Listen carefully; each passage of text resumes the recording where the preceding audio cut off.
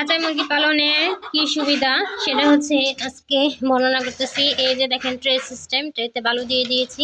মোহনা ফার্মে থেকে মোহনা বলছি। খাঁচায় মুরগি পালনে অনেক সুবিধা আছে। এই যে দেখেন ট্রেতে বালু দিয়ে দিলে পরবর্তীতে ময়লাটা কাচতে সুবিধা। এই যে আমার মেয়ে মুরগি কাচতেছে, মাঝে মাঝে ওকে আমি আমার ট্রে পরিষ্কার করাই। মাঝে মাঝে না, ওই করে বেশি, আমি করি না।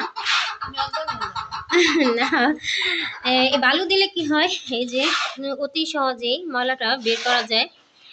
আপনি বালু দিয়েই এই কাজটা করতে পারেন, কোনো সমস্যা হয় না। পরে ময়লাটা পলিথিনে করে আমরা ফেলে দিয়ে আসি, কোনো সমস্যা হয় না।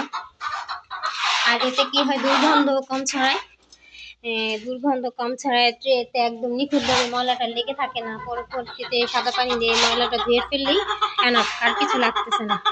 এই করছে। আর ও চার্লিকে এখন এই মোরগের সাথে রাখছি এমনি একটু।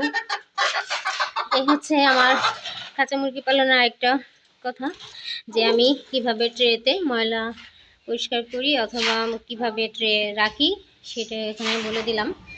আপনারাও চাইলে এভাবে মুরগি পালন করতে পারেন, কোনো সমস্যা হবে না। দুর্গন্ধটা দেরিতে ছড়াবে, বেশি ছড়াবে না। আর অবশ্যই আরেকটা টিপস বলে দিই, সেটা হচ্ছে পানির পাত্র থেকে যেন পানি একটু কম পড়ে, লাগলে একটু কম পানি দিবেন, লাগলে 2-3 বার দিবেন, সেটাই এই হচ্ছে কথা।